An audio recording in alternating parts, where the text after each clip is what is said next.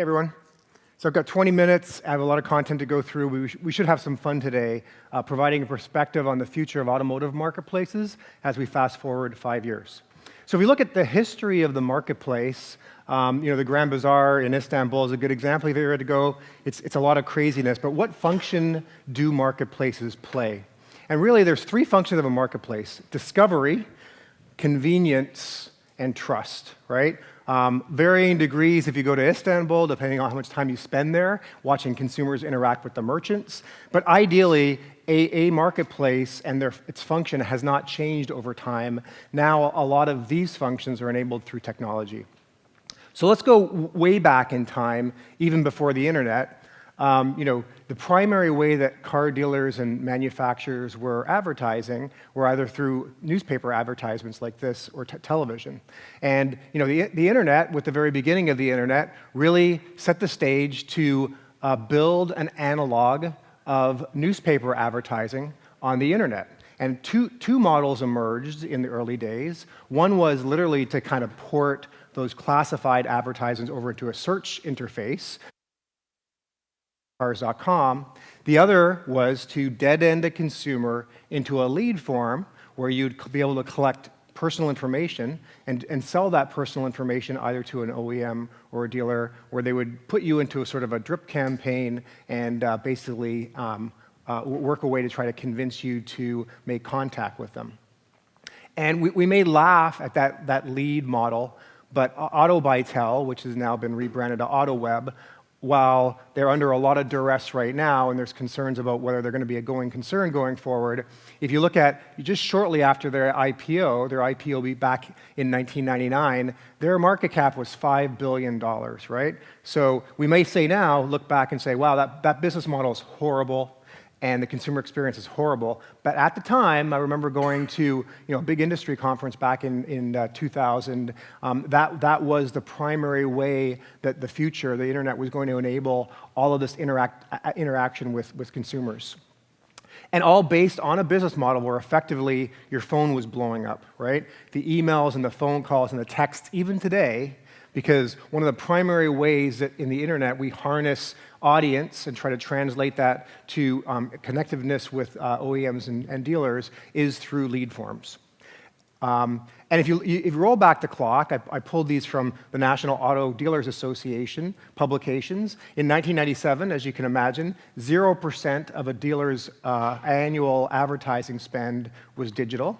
And today, it's sitting at about 2/3. Interestingly enough, still about 1/3 of a dealer's internet spend is non-digital, not digital. So one would have expected that digital will be more efficient, better attribution, et cetera, but we still are craving within automotive the holy grail, unlike e-commerce categories, where you can't really connect online activity to the actual purchase of a vehicle or a service event. When we do so, if we are able to do so, I think there may be even more aggressive migration to spend online. And so we're still sitting here with these sort of like a media model within advertising for the most part. I'll talk about some exceptions today as we're seeing evolution, but really it's around impressions, it's about leads, as I said, it's about clicks, and those types of engagement, because we can't look back and measure from the sale back to the advertising mix that was spent to generate that sale overall. And as a result of that, we don't have, like Amazon, one button we can optimize to.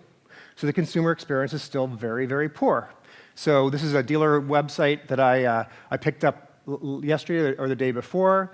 Many calls to actions on here, which confuses the heck out of the consumer.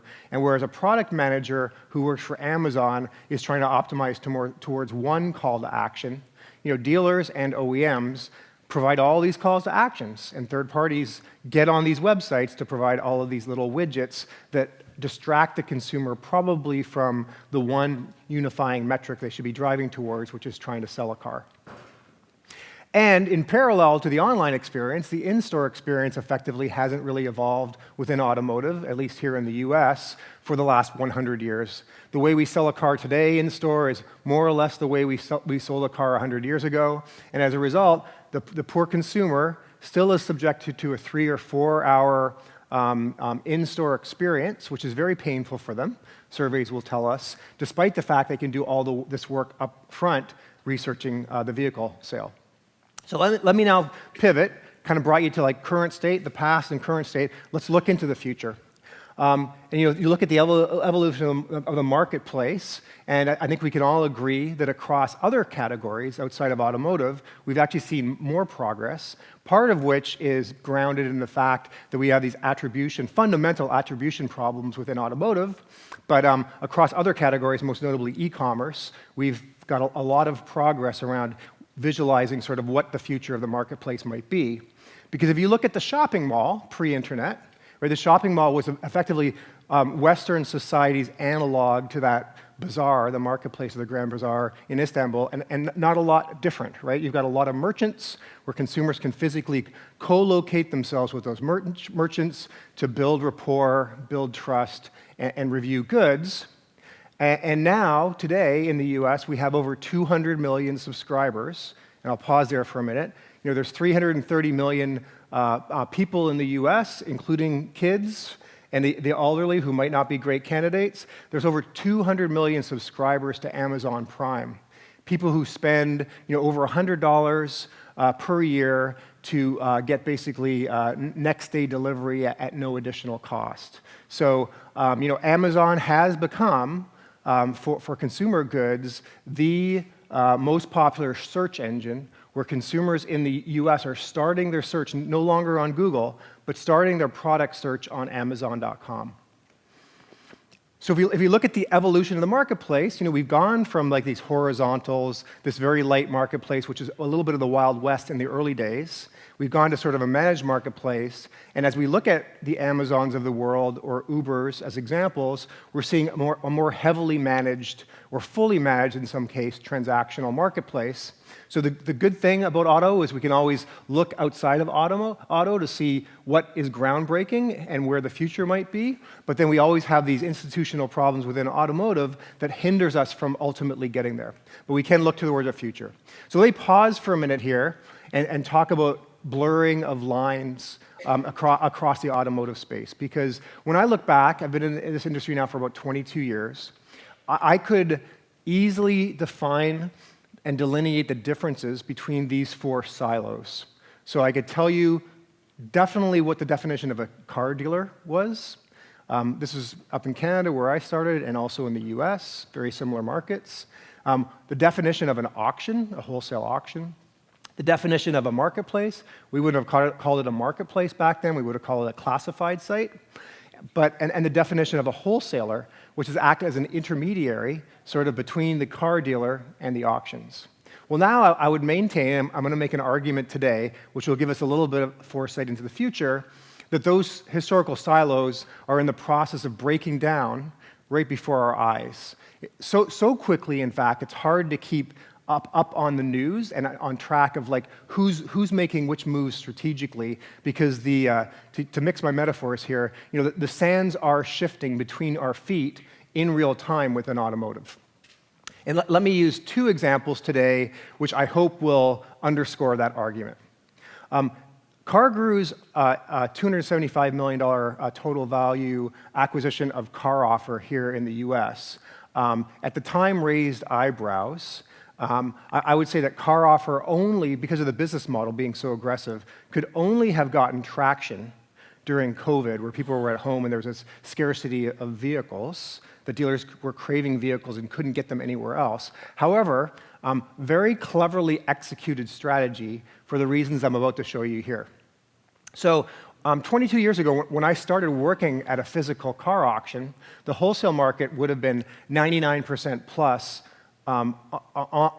physical, right? So you would have co-located a bunch of cars once a week, invite a bunch of car dealers to show up, drive those cars down the physical auction lanes. The dealers would bid on the cars, not dissimilar from like auctions overseas, marketplaces overseas, and the last dealer standing, the one with the high bid, would get to take that car home, get the privilege of taking that car home for the day. Well, that has now changed, right? As we all know, more of these transactions have migrated online, but CarOffer came up with a different way. So when CarGurus bought CarOffer's business model was effectively to allow dealers to buy other dealers' inventory that's in stock on their lot, right? Often that dealer, that selling dealer, isn't selling the car. They're stocking that vehicle with the intent to sell it retail.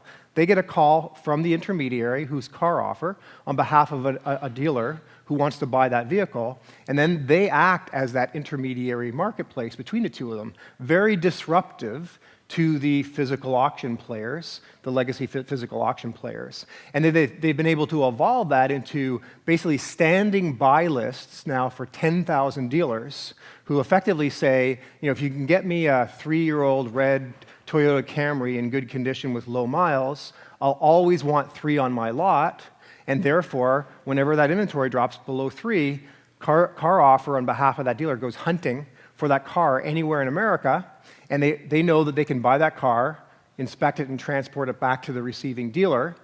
And they've now bolted that on to the largest marketplace, which is CarGurus in the US. They've done very well, a lot of it, again, being fueled by timing.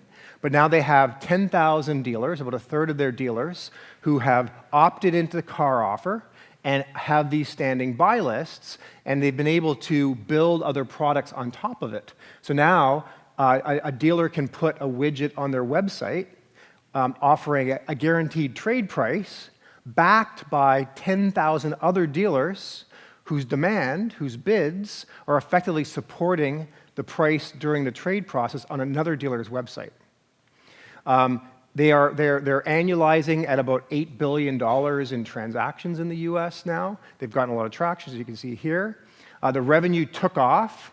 So you can see here coinciding with CarGurus' purchase of CarOffer. And CarOffer was only in existence for just over a year when they were purchased for $275 million, right? So this was not a long-standing business. This is a very new business that found a new way to connect dealers with wholesale inventory.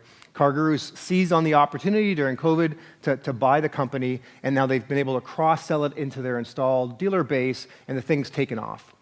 And most importantly for folks in this room is this is evidence, to me at least, of a third-party marketplace making a successful pivot so far into transactional revenue. So the revenue I showed you on the other page now is getting layered in to what was only advertising, third-party marketplace revenue. And as you can see here, the revenue now is being accounted in effectively the same way. And I assume over time, I don't know if anybody from CarGurus is here in the audience, but it'll become less clear to all of us reading their financial statements that the transactional revenue is being commingled with the advertising revenue.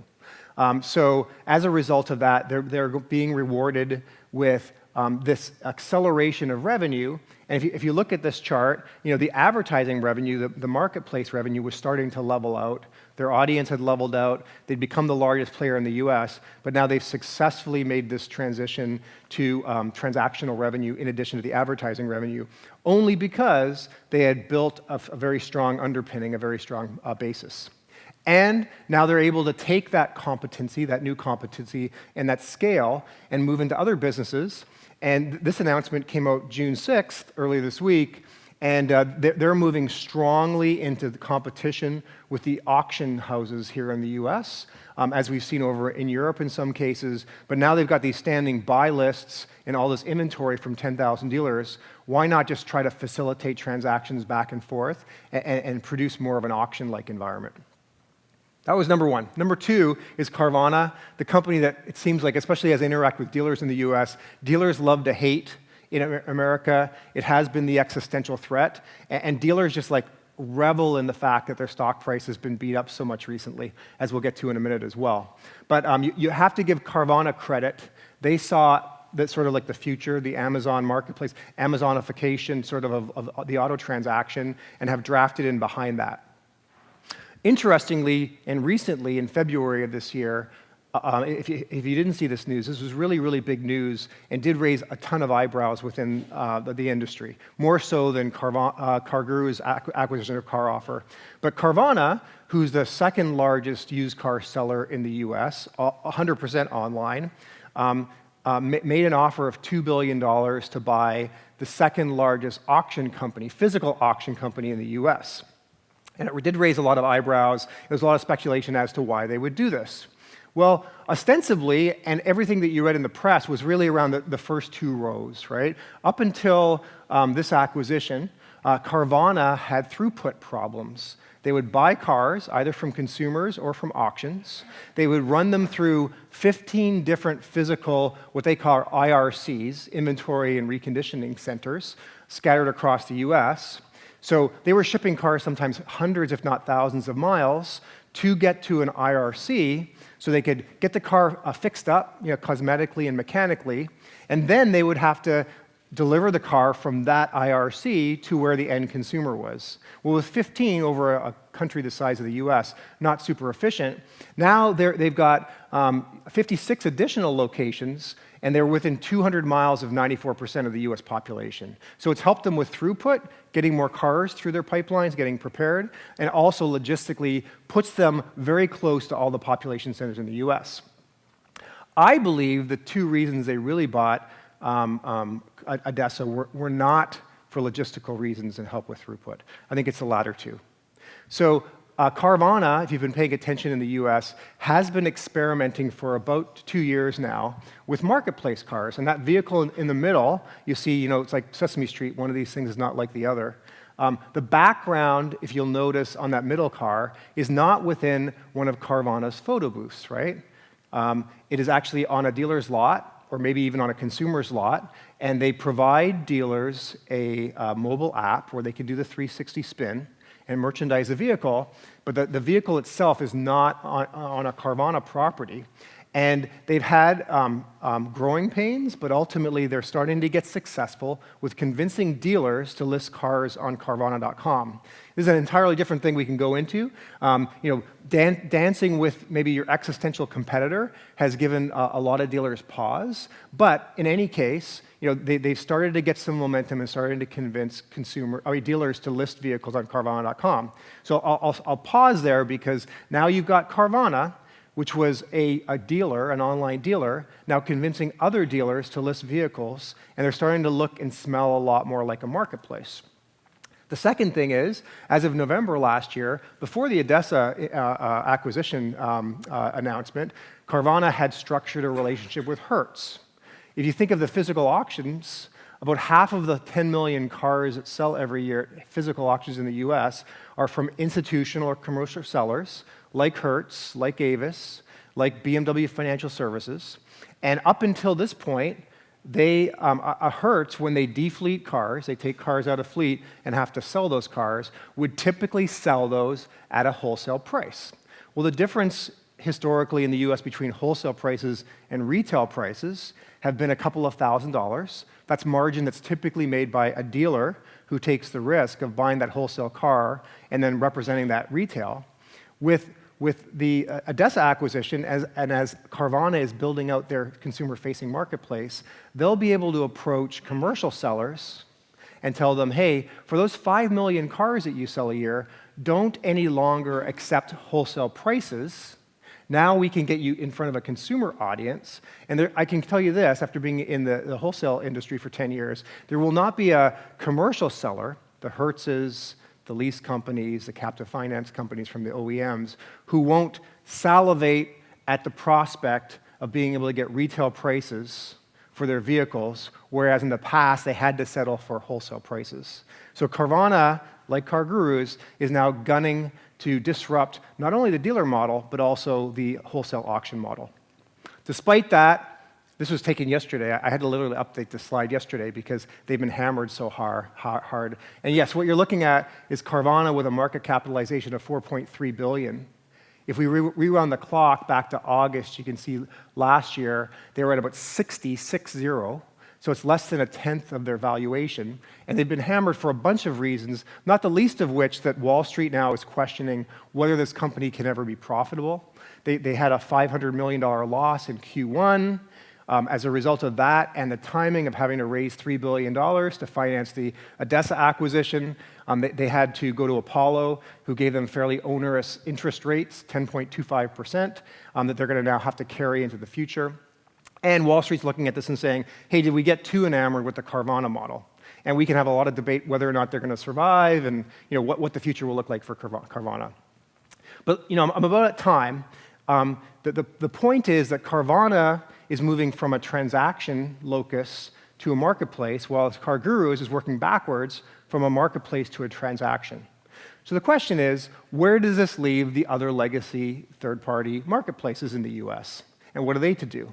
Because as we've migrated, right, we've evolved, as we saw, from left to right, from horizontal listings to vertical transactional marketplaces to a future, if we look outside of automotive, that will be fully managed, fully transactional marketplaces. The question will be, will these legacy auto marketplaces in the US be able to make this jump? And I don't think in all cases, right? Some of them are starting to make investments, but it may be that the lead horses are going to be out so far in advance that these marketplaces, the legacy marketplaces in the US, won't be able to make this Evel Knievel jump across the Grand Canyon. They'll only be able to do so by focusing on becoming more transactional and providing more transparency and convenience and trust for the consumers, drafting in behind the obsessive nature of the Amazons of the world who have proven that model does get you ultimately to greatness, although with some pain. And then finally, we're going to see other disruptors coming in, right? So it isn't as if you can stand here now with this pace of change and say, what's the playing field look like and how am I going to position my attack? Because we're seeing, in the case of General Motors, they're standing up their own marketplace with their intent of getting all of their dealers to list their used cars. This will compete for audience from the third-party marketplaces.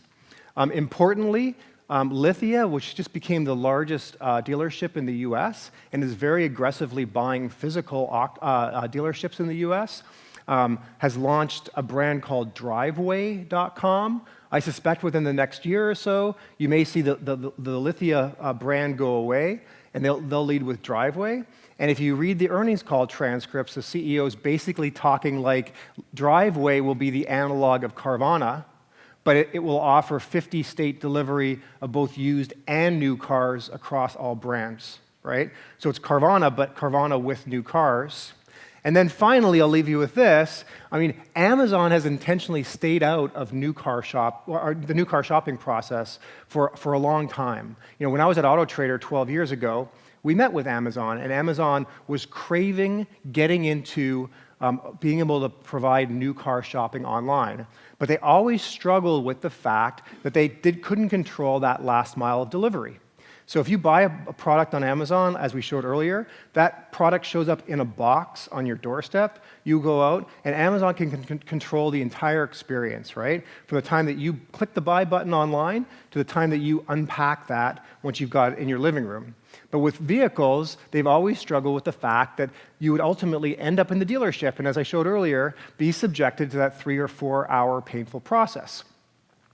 But I believe that we will see within the next year and a half, Amazon starting to work with dealers to list new cars online to enable e-commerce and driveway delivery of vehicles.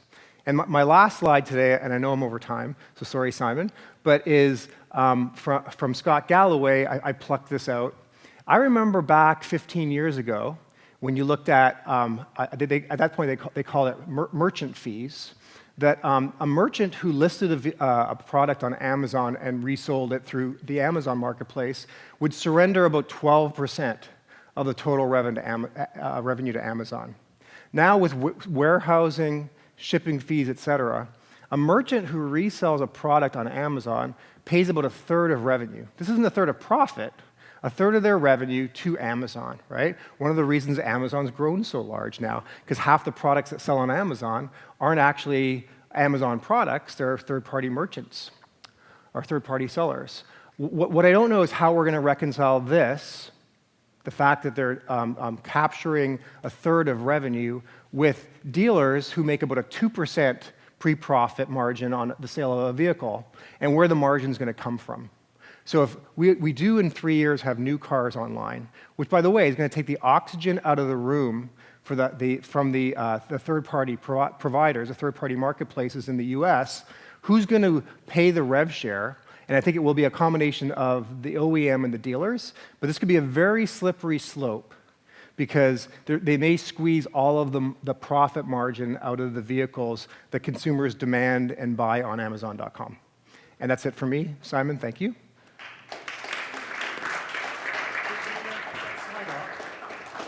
Sure, there'll be lots of questions. That's great. Ooh, not lots of questions yet, so please add some more questions. CarOffer can be seen as a multi-listing service for automotive. It's a way to increase inventory and give a better service to customers. Is that a correct view of the world? Well, I think CarGurus is an MLS. I mean, they historically scraped every listing in America and listed it and tried to generate leads, and that's how they got traction. Now, CarOffer allows them to get into allowing those same customers, the dealers, to also source vehicles that they can list on that third-party marketplace, as well as dispose of vehicles that aren't selling. So how long do you think it's going to be before we can buy a car and it self-drives to you? Well, it's two different things. I think we'll see in the next 18 months, I would speculate, that we'll start to see Amazon in the US working with dealers to list new cars, probably one or two brands in isolated geographical pockets to start to work out the kinks. It's pretty complex, but I believe we'll start to see that. In terms of autonomy, it's an entirely other issue. I think we may never actually see level 5 autonomy in the US, at least not in my lifetime. There's a reason why the autonomous tests are in Sunnyvale, California, and Phoenix, Arizona, where the weather is the same every day. The cars will get confused when they run into snow and rain and hurricanes down in Florida, where they'll just have to pull off to the side of the road and park, and then they'll still have to ask the consumers to drive. So maybe we'll see car delivery in certain markets where the weather's perfect. As Lithia buys FAF in Canada, do you see trade rev coming to the US and North America hurt becoming just one big marketplace? So who's the Canadians in here? This is a Canadian question. So I'm from Toronto originally. So trade rev, if you remember, they tried to bring trade rev into the US, and now they've had to retreat. So they bought, this is ADESA, or Car Global, I should say, that just sold ADESA so to get into the minutia, trade rev was their online platform. They brought it into the US. It didn't work for a few reasons I can get into. They had to retreat. And now Car Global's online B2B platform down here that they've kept they've divested the physical locations to Carvana, is based on backlot cars and CarWave. So I think that there are challenges cross-border sometimes with some of these technologies. Question from me. Over the last couple of days, we've heard a lot about the role of finance in all of these businesses. You've said nothing about finance in your deck. Is that because you don't think it's important? No. Or is it my fault there? No, I think that when we look at transactions, the finance, the trade, the financing of the vehicles, and all of the other ancillary insurance products all have to get bundled in. So when we talk a fully managed transactional marketplace, like for example, when you go to Carvana, we can beat up on them if you want. The consumer experience is actually pretty good because they are able to bundle all of that together, which includes finance. So that's an integral part of kind of this leap across this canyon. Okay, and is that a kind of critical strategic thing? Is there a scale factor in there, or is it just a part of doing business and anybody can do finance? Well, not only scale, but one of the benefits that Carvana has is they have their own finance company. Yep. So they can absolutely bid that out where they don't want to buy the paper for that financial contract. But having your own financial captive finance company, they call it here in the US, is critical to kind of like lubricating the gears of transactions. A question on the OEMs. How soon do you think the OEMs are going to go direct to the consumer with new cars and EVs? Yes, as I go and talk to dealers, this is the thing that's that really gets them wonky and concerned about the future. So we're seeing a migration in Europe specifically over the last couple of weeks to more of an agency model, right? Mercedes has said that they're going to close 15% of their stores and move their dealers to more of an agency model where they won't be franchisees of the brand. They'll simply be delivery points and service points and have less control over the consumer experience and the margins. And we're seeing the OEMs here in the US. I don't think that with franchise laws being so protected here in the US, they're going to be able to be that dramatic. Stellantis, which is the old Chrysler brands, has just terminated all the contracts for all their franchisees in Europe, and they're going to migrate them forcefully to an agency model. But what we are seeing is, a good example is like the F-150, which is the most popular vehicle. It's a pickup truck here in the US. As they're selling the electric version, the consumers have to go to Ford.com, configure and reserve that vehicle, and then they will figure out which dealer gets that delivery. So we're seeing the OEMs in some cases skirt the franchise laws with new EV introductions, and it's very, very much concerning dealers here in the US. So we're not going to see wholesale movement from a franchise model to an agency model as we're seeing in Europe, but we are seeing the indications that the OEMs will start to orchestrate some of these things as they bring more EVs to market. So Carvana made $4,000 gross profit per car in 2021, which is pretty similar to traditional dealers. What's the argument that they don't have a viable business model? Well, it's a good question because I talk to dealers all the time, like, oh, Carvana's going to go out of business. And one quarter last year, Q3, they made $5,000 per vehicle. So gross profit is just the profitability per car. So the difference between what we buy a car for and sell a car for and all the ancillary profit we make off of finance and all the insurance products. You start with that, but then under all of that is all your SG&A, right? So you've got your cost of all your employees, you've got your cost of acquiring the vehicle, you've got your cost of reconditioning that vehicle, and then you've got the delivery costs, right? In some cases, those are higher than what a traditional dealer would spend because traditionally dealers haven't had to incur the cost of logistics to deliver the car. So when you remove all of those costs underneath the gross profit, that's why Carvana lost $500 million in Q1 of this year. So the question is, can they get to profitability overall? They were profitable one quarter, Q3 of last year. It was a bit of an anomaly in the middle of COVID, but I don't know. What you can do, if you're interested, go to the investor relations site for Carvana. They spent a lot of time over the last couple of months as their stock's been beaten up trying to coach Wall Street on how they will bridge that gap to ultimately become profitable. But there's still some debate, and there's as many bulls as bears right now about Carvana, which you're seeing represented in the stock market because there's a lot of uncertainty whether this model will be viable going forward. Steve, another phenomenal presentation. Thank you very much. Thanks, Jonathan. Really good to have you here. Thanks, everybody.